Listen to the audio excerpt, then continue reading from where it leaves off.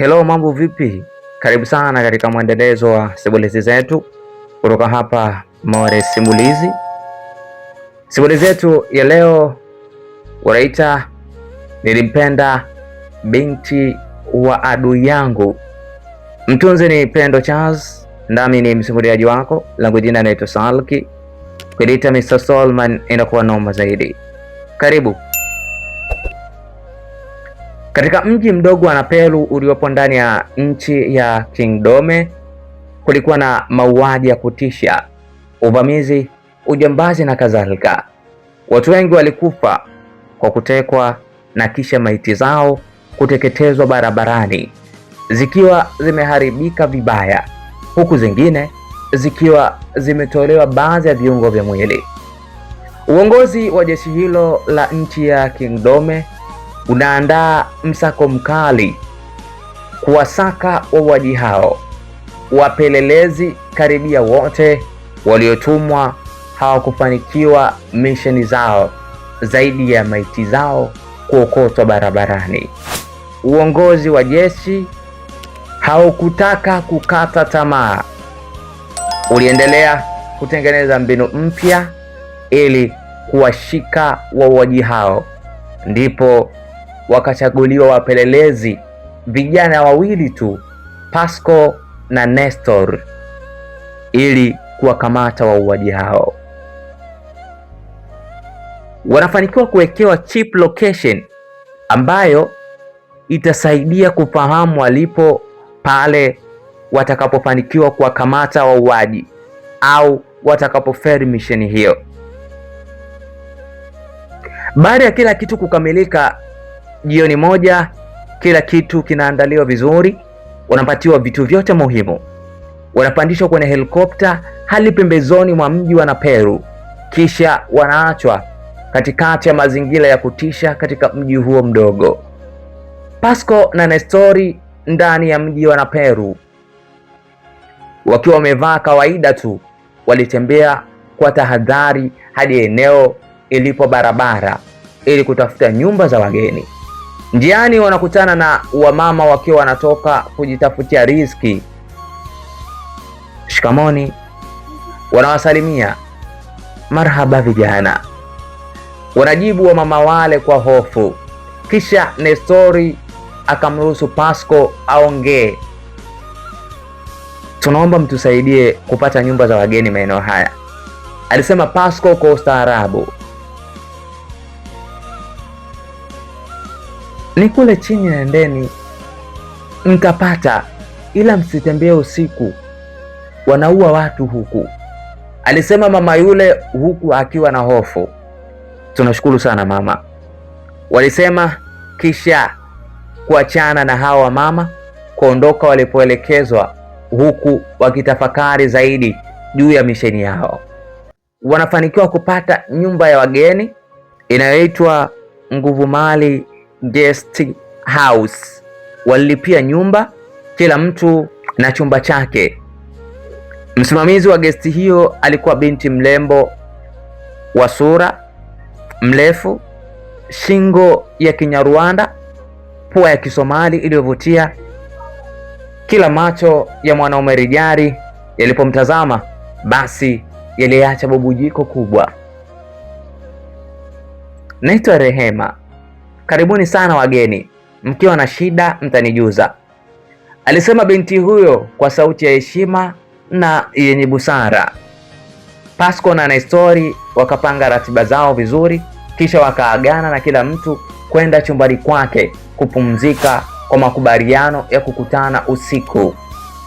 Saa 3 usiku, mwanzo wa misheni yao. Pasco akaamka akajiandaa na kwenda mapokezi, eneo ambalo kulikuwa na TV ndogo ya kichogo. Taarifa ya habari ilikuwa ikionyeshwa, mtangazaji akisisitiza watu wawe makini, kwani miili ya raia waliouawa na watu wasiojulikana iliyokotwa jioni hiyo. Kisha ikaonyeshwa picha ya miili ya wamama wakiwa wamefunikwa sura zao. Wamama hao sio wengine bali ndio wale waliokuwa wakiwaeleza Nestori na Pasco kuhusu sehemu ya nyumba za wageni. Mungu wangu, alisema Pasco, kiasi kwamba msimamizi yule aliyeitwa Rehema alistuka. Vipi? Kwani ni ndugu zako? Unawafahamu? Aliuliza Rehema kwa upole. Nawafahamu ndio, tulipishana nao jioni wakiwa na nguo hizi hizi, na ndio waliotuelekeza nyumba hii ya wageni. Wapumziko kwa amani, alisema Pasco kwa majonzi. Poleni sana, alisema binti huyo. Kisha muda sio mrefu Nestori alifika eneo hilo, na maongezi yao na Pasco yalikuwa kuhusu hiyo habari ya mauaji, kiasi kwamba Rehema alionekana akiwatilia mashaka. Baada ya kimya kirefu, Nestor akavunja ukimya.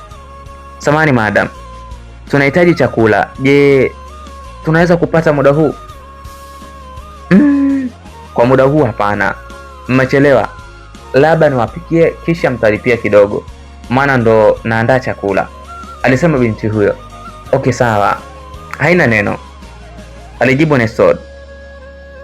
Nestori.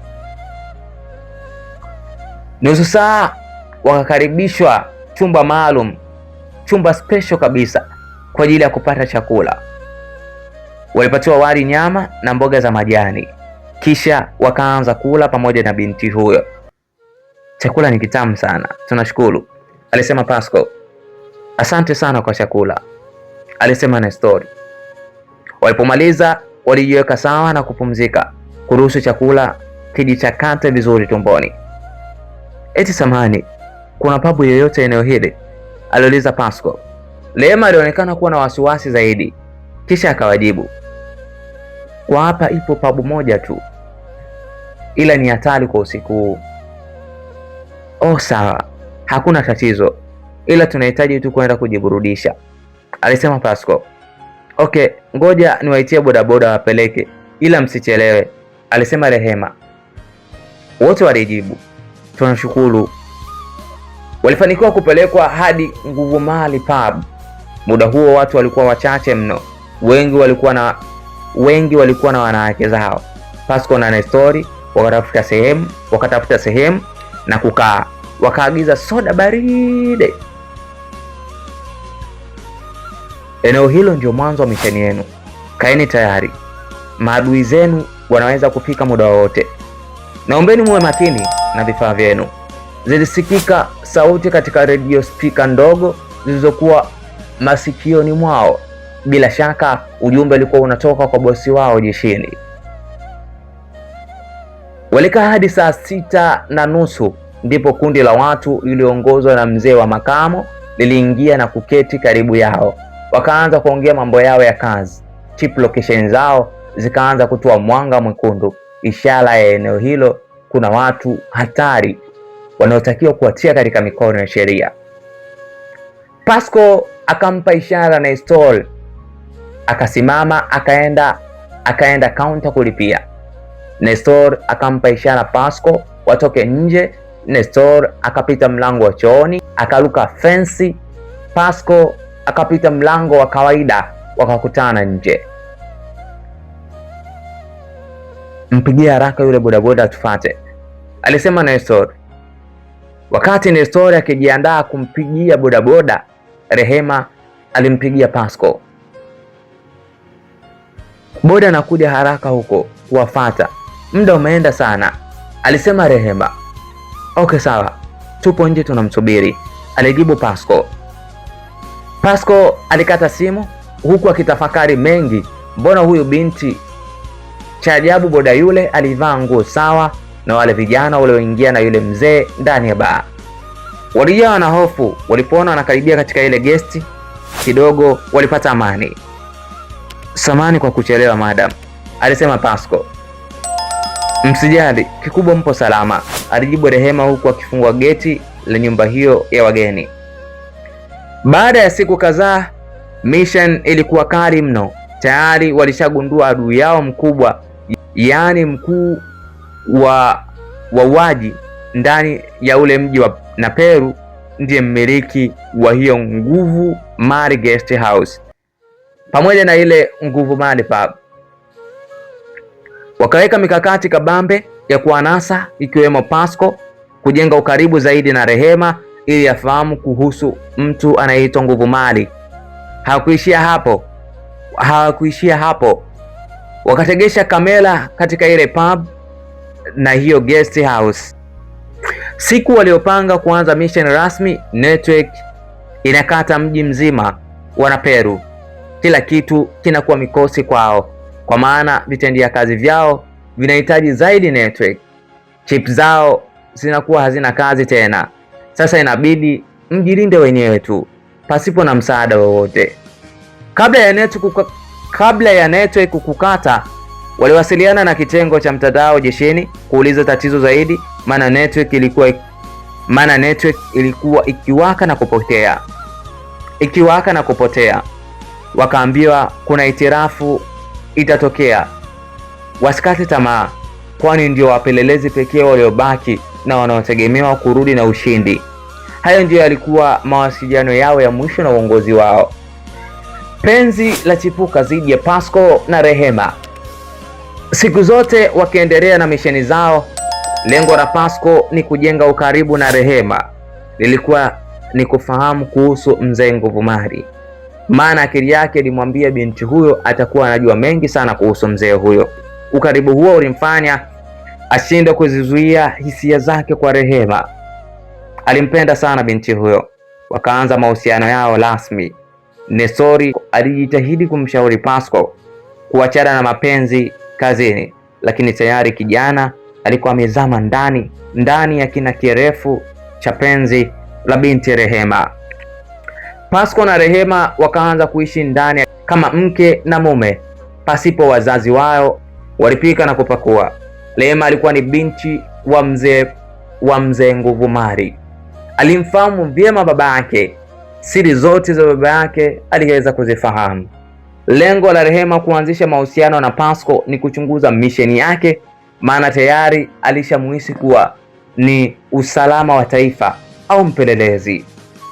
Lakini yote hayo anajikuta akiruhusu Pasco amtoe usichana wake. Lengo la kufuatilia misheni zao linakufa baada ya kuzidiwa na penzi zito la Pasco. Mwisho wa siku Rehema anakuja kugundua kuwa Pasco ni mpelelezi. Anampeleleza kiongozi mkuu ni baba yake mzazi. Je, itakuwaje? Usichoke kuendelea kufuatilia simulizi hii. Ni simulizi moto sana, ni simulizi nzuri, ni simulizi ambayo itakufunza vitu vingi sana katika maisha. Tukutana katika sehemu ambayo inafuata, tujue ni nini ambacho kinaenda kutokea ndani ya simulizi hii. Ulikuwa nami mwanzo mpaka mwisho wa sehemu hii. Langu jina naitwa Salki, kiniita Mr. Stallman na kwa noma zaidi. Mtunzi ni Pendo Chaz.